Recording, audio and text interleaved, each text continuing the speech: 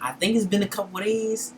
It feels like a couple of days to me, or maybe it's because I really stretched my recording. Bro, get the fuck out of here, bro. Let me move this shit, yo. Let me move this shit real quick, man. You're taking too fucking long, bro. Get the fuck out of my face, bro. Damn, bro. Alright, anyways, though, it feel like a couple of days since we recorded the last reaction video. Um, and yeah, y'all should be getting a video by, you know, 12 o'clock tomorrow, 6 a.m. If y'all up during that time, you know what I'm saying? You know, I gotta give the audience what they want, you know what I'm saying? Fuck, wait a minute, y'all. Wait a minute, y'all. Let me turn that TV on real quick. Y'all should be getting a video by 6 a.m. tomorrow. You know what I'm saying? I just now learned how to schedule videos and shit, so a lot of stuff's gonna be different. You know what I'm saying? Y'all gonna get one. Actually, y'all gonna get two today, actually. Yeah, I sent one out earlier. Fuck it. So, yeah. So anyways, the whole discussion with what the video is. The video is called, cause let me get on that. I be talking a little too much and don't be knowing what the fuck I'm talking about.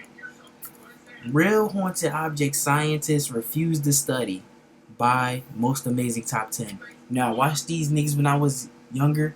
They are reliable sources and the videos are very entertaining. I just don't know what the other one was. I think it was just the whole urban legend that had something to do with what the fuck they was talking about, the Native American shit. You know what I'm saying? So a whole bunch of it just sound like little myths and shit. But yeah, they videos are good. Besides that, you know what I'm saying? That just wasn't a good, video right there. You know what I'm saying? But I really like to look at videos like this. You know what I'm saying? I like to watch scary movies. I like to watch scary videos when I was growing up. I used to watch Ghost Explorer videos when niggas going in abandoned buildings and just be finding, uh, you know, they just be finding shit. They be getting terrorized in that bitch.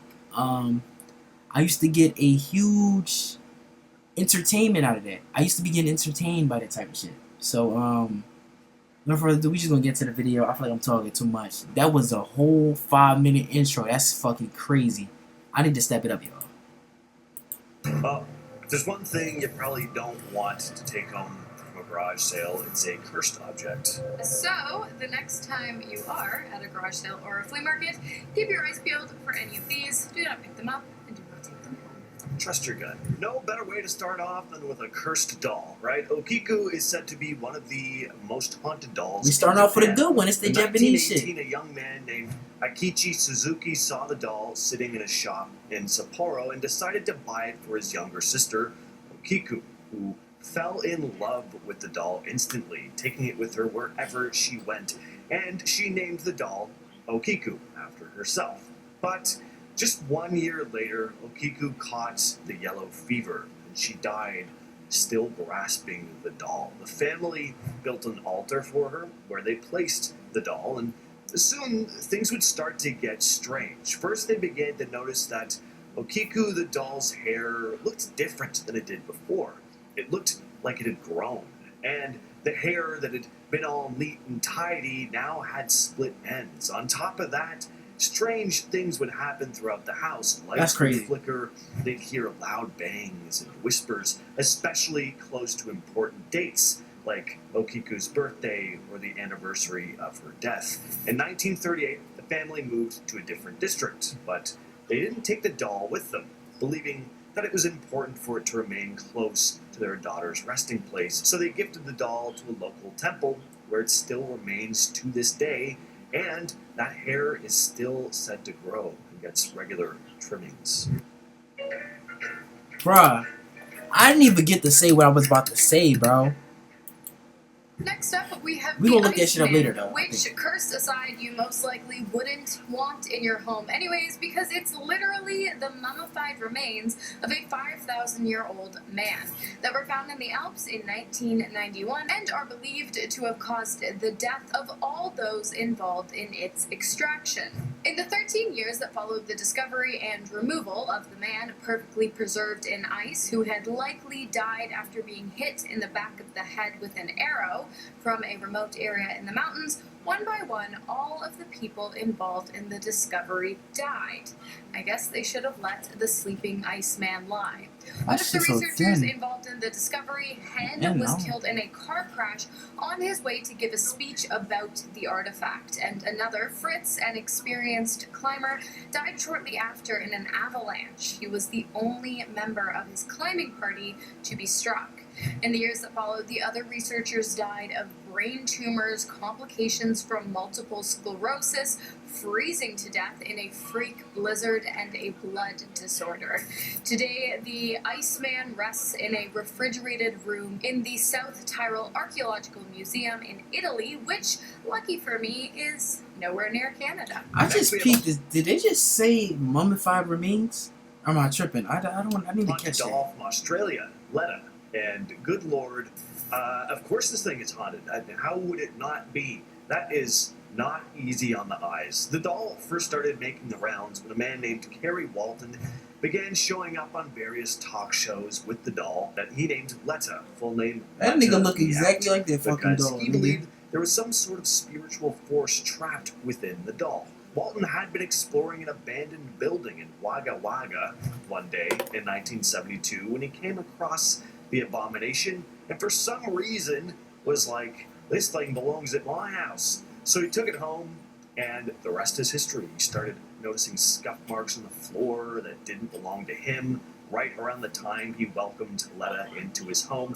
He'd even noticed the doll move slightly on its own right in front of him. Other people would claim to feel this uncomfortable unease around Letta. There are even stories about the doll causing people to faint. Next up, a lot of dolls on this list. We've got the real-life Annabelle. If you're not sure what I mean by that, Annabelle is a horror movie about a haunted doll named Annabelle, who is directly based off a real-life haunted doll also named Annabelle.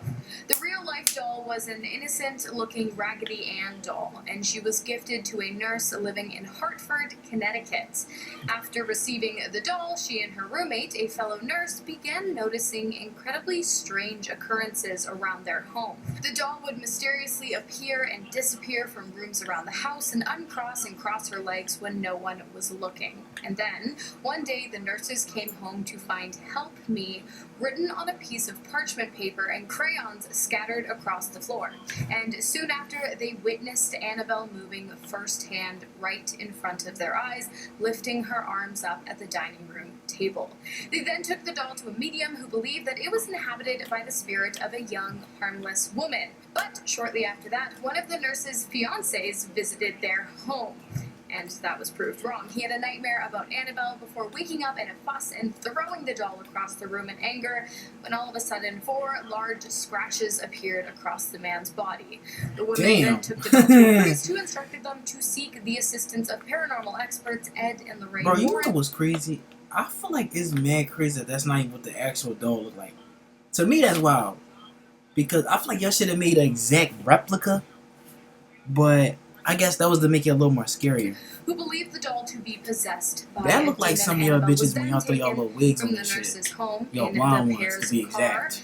They actually I'm had not a fan car of blonde crash wigs, bro. on the way to bring it Not a to big fan. the Occult Museum in Connecticut, where it now resides in a sealed box. A cursed jewelry box.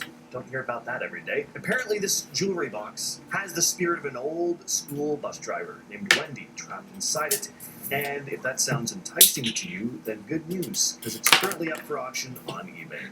In the description, the seller, Amanda, gives a lot of detail about the box, where she got it, and how she discovered that it was haunted. So Amanda had stumbled on the box at an estate sale and was just drawn to it for some reason. She bought it and then did an investigation. She started receiving messages through EVP and a spirit box. The words Wendy, school, happy, love, and peace came through, she ended up going back to the estate sale to learn more. She started chatting up the organizers, and she discovered that the sale had been run by the children of a woman named Wendy, who had recently passed away. Wendy, a retired school bus driver who also worked as a substitute teacher and field trip chaperone, was deeply involved in her community, and it turned out that the jewelry box had been a gift from her husband. The music box is said to be now a vessel for the spirit of Wendy. All I hear is that there's a ghost in the box. So,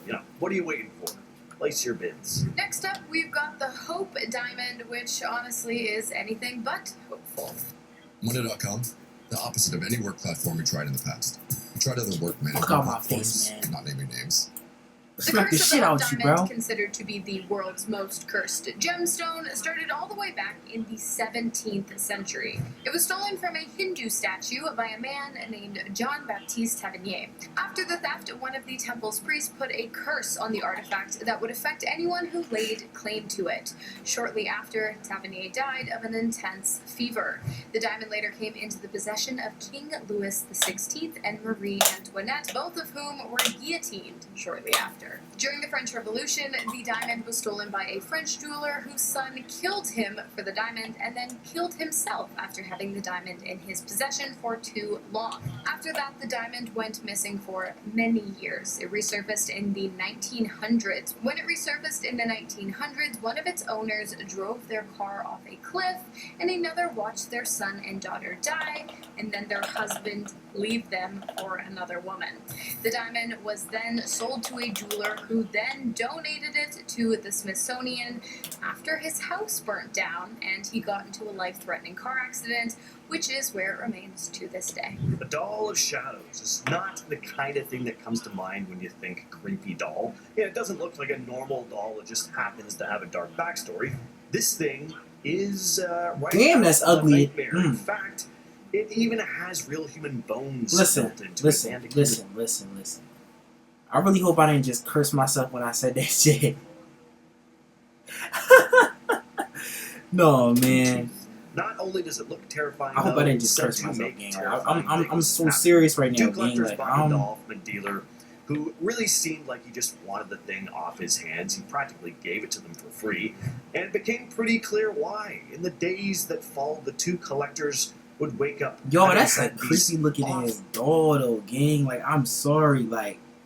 awful nightmares. Some of the I worst, probably should most never use the vivid U nightmares word, in but their you know life. what I'm On saying, top of like. that, they'd find scratch That marks motherfucker on their choppy bodies that shit. just got worse and worse the longer they had the doll. So they took the thing to Ed and Lorraine Warren, who confirmed that there was some malevolent force linked to the doll, a force that connects with people through their dreams. The doll was safely housed at the Warren Occult Museum, but that's closed now, so who knows where the Doll of Shadows could be lurking now.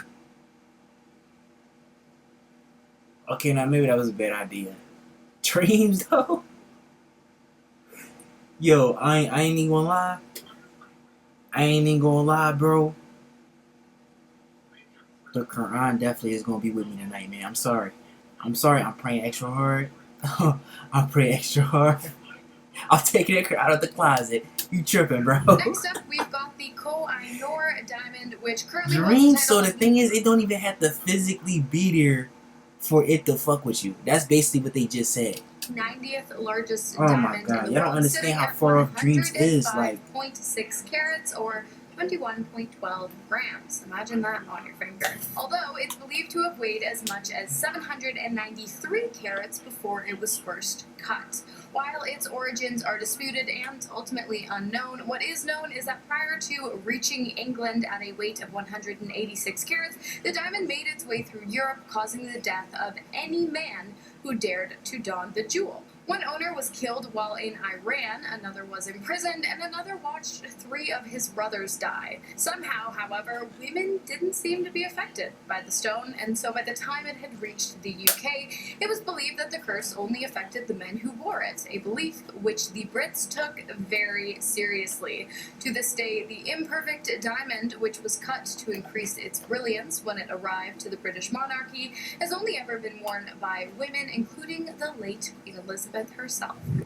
You have it, listen. Bro, move this. I don't want to make beats, bro. I don't want to make beats. I'm sorry, I don't want to make beats, bro. Brilliant Tackle 5408 shared a story about a beautiful Victorian-era mirror they inherited from their grandmother, who had just recently passed away. A mirror that they quickly learned had a dark energy attached to it. At first, they thought everything was normal when they hung the vintage mirror in their bedroom, but soon they started seeing strange shapes and figures in its reflection. Brilliant Tackle even heard faint whispers at night, at first thinking it was just old house noises, but the whispers got clearer, even hearing their grandmother's voice at one point. And one night they were organizing some old family photos and glanced at the mirror, and there in the reflection was their grandmother standing right behind them, her eyes empty and hollow, her grin stretched impossibly wide. They moved the mirror to the basement immediately, hoping to stop the disturbances, but the whispers would persist. Why are you just saying throw it, bro? Why are you just saying throw it out and cover it? Like, that's one thing I never understood why they don't do that in horror movies. Like, it's a lot of horror movies that I've seen where it got something to do with a mirror or something like that. Cause I think, if I'm not mistaken, the new Conjuring movie that came out some months ago, it had something to do with a mirror, bro. And the thing these niggas could have easily did, I think they tried to throw it out, actually. I'm not even gonna lie. That shit might have just not worked. Let me chill out on that. I ain't even Which is beautiful, but unfortunately out of my price range. Also, it's cursed. The pearl was originally discovered by a slave off the Gulf of Panama before it made its way into the Spanish Royal Crown's collection of jewels, after which the King of Spain, Philip II, sent the pearl to England as a gift for his future wife, Mary I. Mary was a devout Catholic with an incredibly high fondness for the prosecution of Protestants.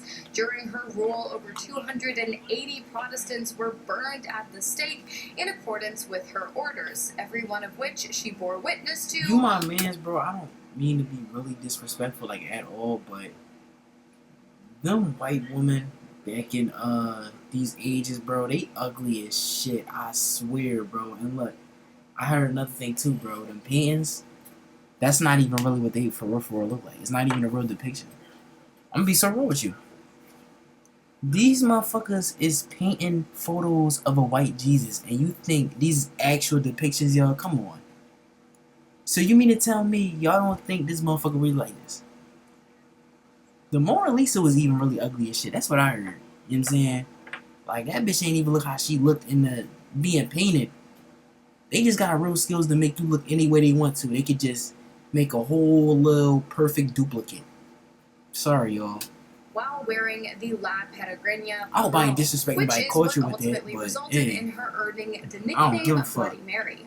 When she died What at y'all the gonna age do of in 42, America? the pearl was returned to Spain, where it made its way through various members of the Spanish royal family, leaving behind a wake of misfortune. Husbands and wives committing adultery with members of their own families, killings, and mysterious illnesses were common afflictions among those who possessed the pearl, which now Crazy, is man. under private, undisclosed ownership. And we're kicking off the list with Thomas Busby's chair. It all began in the early Oh, what's this 18th joint about to century be? in North Yorkshire, England, when a man named Thomas Busby was sentenced to death for taking the life of his father-in-law.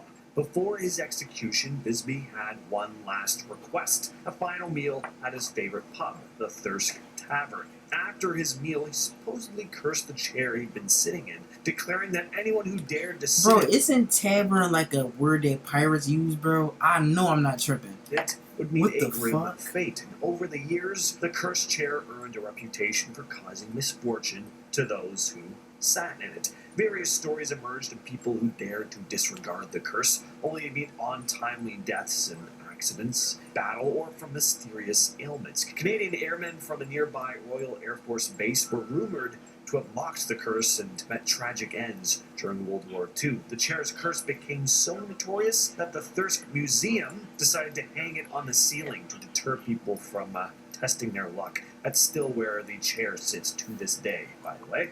Damn. You, People was really that you, bold, huh? building your app Get your on base Bruh. 44. You lucky I don't throw this shit. Next up, we have the Kohinoor Diamond. This massive diamond, originating from India, has passed through various hands. leaving a trail of tragedy and misfortune with those who have owned it, primarily men. A Hindu description of the diamond states, "He who owns this diamond will own the world, will also know all its misfortunes. Only God or woman can wear it with impunity." The Kohinoor's first recorded appearance dates back to the 14th century, when it belonged to the Kakatiya dynasty. It was later seized by various rulers, including Babur, the founder of the Mughal Empire, but its dark reputation began to take shape when the diamond came into possession of Shah Jahan, the Mughal emperor, who was imprisoned by his son, and is said to have met a grim end, with the Kohinoor playing a role in his downfall. The diamond changed hands a bunch more times, passing through the Afghan, Persian, and Sikh empires. Every ruler who came into possession of it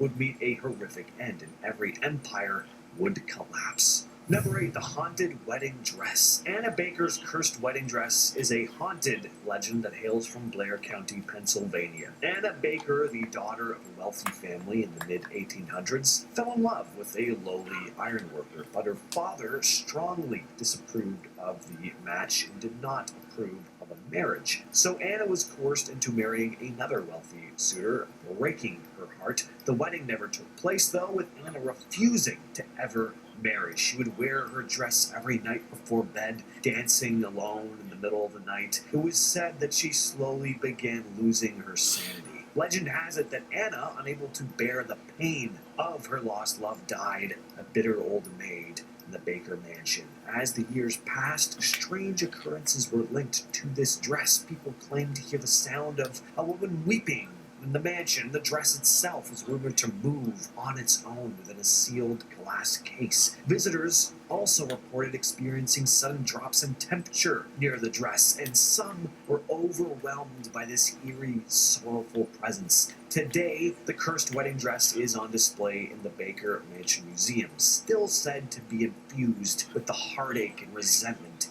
of a love denied. Next on the list, we have the Myrtles Plantation Cursed Mirror. The Myrtles Plantation in St. Francisville, Louisiana, is renowned for its haunted reputation, and this mirror is one of the most haunted objects in the home. Mr. and Mrs. Woodruff were the original owners of the home, and they owned a number of slaves, one of which was named Chloe, who was treated even worse than the other slaves who worked on the Why do y'all show a white Point, damn? she Okay, had her ears I'm not even gonna say nothing. by Mr. Woodruff, and she decided to plan her revenge. She poisoned the family with oleander leaves, which she baked into a cake. She hadn't planned to take their lives, but the dose ended up being lethal, and Chloe was hanged. Even after these events, the home would be the site of more tragedy, making this one of the most haunted locations in the USA. Now, for the mirror.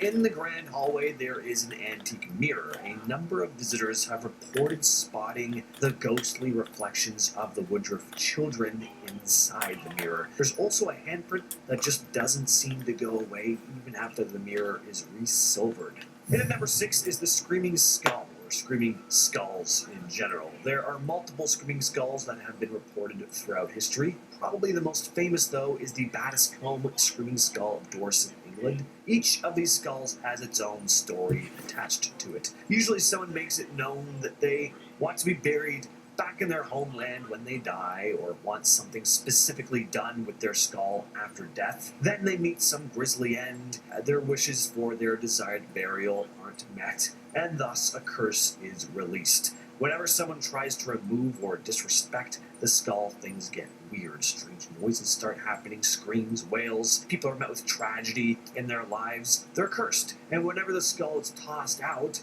or attempted to be buried, it mysteriously makes its way back to where it was before. Next up, we have the haunted chairs at Belcourt Castle. Belcourt Castle in Newport, Rhode Island is apparently very, very haunted. So haunted that in an almost Pee-wee's Playhouse kind of way, even the chairs themselves seem to have a life of their own, or curse of their own. Visitors describe a cold sensation when they come close to the chairs. There's even one story about a man who sat on one only to be thrown off it. Some visitors have also seen ghostly apparitions sitting in That gotta be the funny ass sight, other though. cursed items at the Imagine castle sitting on a chair and include somebody throw you out that super motherfucker. classic, love that gothic horror vibe this place seems to have. Apparently, the original owner of the armor took a spear to the face, and of course, didn't make it. Some say they can hear ghostly cries of pain in the dead of night, especially in the month of March, when the original owner of the armor died. Next up is the Hope Diamond. Our story begins in the 17th century, where this blue gem made its debut in India. Over time, it passed to a number of owners, landing in the collection of a wealthy French merchant